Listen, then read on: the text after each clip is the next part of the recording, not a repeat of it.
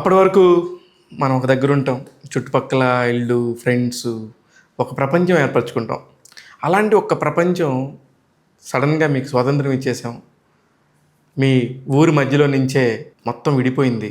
భారతదేశం, పాకిస్తాన్ డిఫరెంట్‌గా అయింది అని చెప్పేసి ఒక్క రోజులో మొత్తం మీరు ఇండియా వెళ్ళాలనుకుంటే ఇండియా వెళ్ళిపోండి, పాకిస్తాన్ వెళ్ళాలనుకుంటే పాకిస్తాన్ వెళ్ళిపోండి అని చెప్పేసి హుకుం జారీ చేస్తే అప్పటిదాకా పెరిగిన ప్రపంచం ఒక్కసారిగా తల్లకిందులైపోదు. అలాంటి ఒక తల్లకిందులైన ప్రపంచం కథ ఎలా ఉంటుందో, ఎంత బాగుంటుందో, ఎంత లైవ్లీగా ఉంటుందో. అలాగా మారిపోయేవాళ్ళు ఏ ఇష్యూస్ లేకుండా వెళ్ళిపోతే అది ఓకే. కొన్ని వందల ఎకరాలు పొలాలు, వాళ్ళకి సంబంధించిన ఇళ్ళు, వాకిళ్ళు అవన్నీ వదులుకొని ఎంతోమంది మన స్వతంత్రం తర్వాత వచ్చేసారు. అలా ఇండియా వచ్చిన వాళ్ళు ఇండియా వచ్చారు, పాకిస్తాన్ వెళ్ళిపోయిన వాళ్ళు పాకిస్తాన్ వెళ్ళిపోయారు. అక్కడ సెటిల్ అయిన వాళ్ళు అక్కడ సెటిల్ అయ్యారు, ఇక్కడ సెటిల్ అయ్యారు ఇక్కడ. కానీ ఇక్కడ ఇందులో ఒక ప్రేమ కథ ఉంటే ఎంత బాధగా ఉంటుంది. అలాంటి ఒక ప్రేమ కథకు సంబంధించిన ఒక బ్యూటిఫుల్ కథ మైన్ వాపస్ ఆవుంగా. ఆ ఊరికి ఖచ్చితంగా నేను వస్తానని చెప్పేసి ఒక 20 ఏళ్ల కుర్రోడు, ప్రేమలో ఉన్న భయంకరమైన ప్రేమలో ఉన్న కుర్రోడు ఖచ్చితంగా ప్రియురాల కోసం వెనక్కి వస్తానని చెప్పే ఒక సందర్భం. తర్వాత అతను చచ్చిపోయే డెత్ బెడ్ మీద 95 ఇయర్స్ ఏజ్ ఉన్నప్పుడు తన మనవడు తన కోరికను తీరిస్తే ఎలా ఉంటుందంటే ఖచ్చితంగా ఈ సినిమా చూడాలి. మైన్ వాపస్ ఆవుంగా ఆ సినిమా పేరు. నెట్ఫ్లిక్స్లో స్ట్రీమ్ అవుతుంది. 95 ఇయర్స్ తాతగా నసిరుద్దీన్ షా అద్భుతంగా చేశారు. కాకపోతే ఇక్కడ దిల్జిత్ అనే ఒక పాపులర్ సింగర్ ఉంటారు, పంజాబీ సింగర్, మీకు గుర్తుంటే ఉంటారు. చాలా ఫేమస్ సింగర్. ప్రస్తుతం ఇప్పుడు ఆయన అమెరికన్ జాతీయుడు. 22 వరకు ఇండియా జాతీయుడిగా ఉన్న అతను ఇప్పుడు ప్రస్తుతానికి అమెరికా జాతీయుడు అయ్యాడు. ఆయన ఇప్పుడు హీరోగా నటిస్తున్నాడు. పాప్ సింగర్ కూడా, కెనడియన్ పాప్ సింగర్. ఇట్లాగా ఆయన ఆల్బమ్స్ కానీ అన్నీ చాలా బాగుంటాయి. అతను మనవడిగా చేశారు.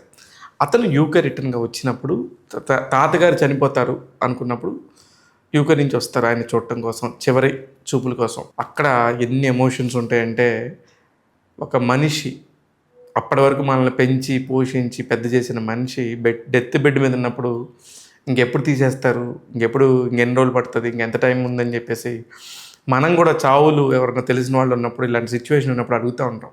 నిజంగా అది ఎమోషనల్గా ఎంత బ్యాడ్గా నాకు అనిపించింది నిన్న చూస్తున్నప్పుడు మాత్రం. నసిరుద్దీన్ షా ఇంకా ఆయనకి ఏమని చెప్తాం. నేషనల్ స్కూల్ ఆఫ్ డ్రామా నుంచి వచ్చి ఎన్ని అద్భుతమైన సినిమాలు చేశాడు.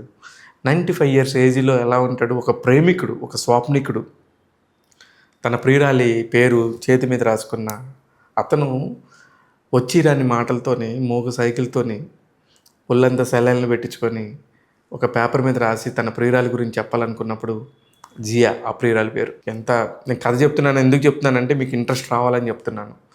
ఈ కథలో ఇక్కడ వరకే చెప్తాను. ఇప్పుడు మీరు సినిమాకి వెళ్ళి చూడండి, ఎన్ని ఎమోషనల్ పాయింట్స్ ఉంటాయి. ఎంత దుర్మార్గంగా మనుషుల్ని చంపేశారు ఆ టైంలో. నిజంగానే ఇమ్తియాజ్ అలీ కథలంటే నిజంగా అందుకే చాలా ఇష్టం ఉంటుంది. ఎందుకంటే అవి ఎక్కడో టచ్ చేస్తూ ఉంటాయి, హాంట్ చేస్తుంటాయి. అందుకే ఇమ్తియాజ్ అలీ కథలు మనం గుర్తుపెట్టుకుంటే జబ్బు ఇమేట్ అయి ఉండొచ్చు, రాక్ స్టార్ అయి ఉండొచ్చు. అసలు ఇట్లాంటి కథలు చేసిన దర్శకుడు ఆయన ఎంత ఫ్రెష్గా ఉంటాయో. ఇప్పుడు కూడా చాలా కాలం తర్వాత ఈ సినిమా కూడా చాలా ఫ్రెష్గా తీశాడు, చాలా బ్యూటిఫుల్గా ఉంటుంది. అరే నిజమే కదా, 10 రోజులతో ఒక ఎవడో ఇంగ్లాండ్ నుంచి రాయబారి వచ్చేసి పాకిస్తాన్ని, ఇండియాని ఇది మీ గీత అని చెప్పేసి విడగొట్టేసి వెళ్ళిపోయారు. ఎన్ని ఎమోషన్స్ ఉంటాయి నిజంగానే. ఒక ఫ్రెండ్ మిస్ అయితే ఎలా ఉంటుంది, అవన్నీ కూడా మీరు ఇందులో చూడొచ్చు. మళ్ళీ అప్పుడు రేగిన ప్రాంతీయవాదాలు కానీ, అప్పుడు చేరిన కుల మతాల గొడవలు కానీ, అప్పుడు చేరిన దేశ విభజన గొడవలు కానీ అన్నీ కూడా క్లియర్గా చూపిస్తారు. ఏఆర్ రెహమాన్ గారి మ్యూజిక్ ఉంటుంది, అమేజింగ్ ఉంటుంది. ఖచ్చితంగా బ్యూటిఫుల్గా థరోలీ ఎంజాయ్ చేయొచ్చు. కాకపోతే దీనికి కొంచెం పేషెన్స్ ఉండాలి. ఎందుకు పేషెన్స్ ఉండాలంటే 2 గంటల 45 నిమిషాల cinema.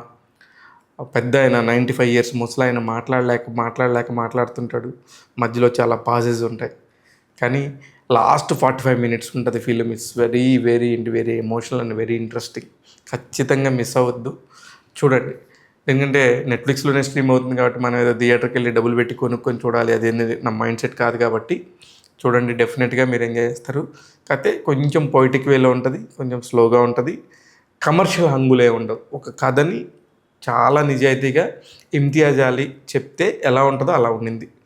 Main cost and crew వచ్చేసి వీళ్ళు కాకుండా మిగతా కొంతమంది తెలిసిన ముఖాలు ఉన్నాయి, కానీ మిగతా అందరూ ఫ్రెష్ ఫేసెస్.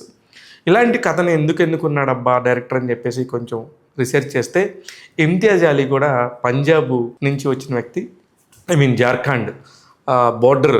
వాళ్ళ మామ పాకిస్తాన్లో ఒక ఆర్టిస్టు, యాంకరు, టీవీకి సంబంధించిన హోస్ట్. అందుకని వాళ్ళకి వీళ్ళకు ఉన్న సంబంధ బాంధవ్యాలు వీటన్నిటికి సంబంధించి కొద్దిగా ఐడియా ఉంటుంది కాబట్టి ఇలాంటి ఒక కథ ఎన్నుకున్నాడేమో.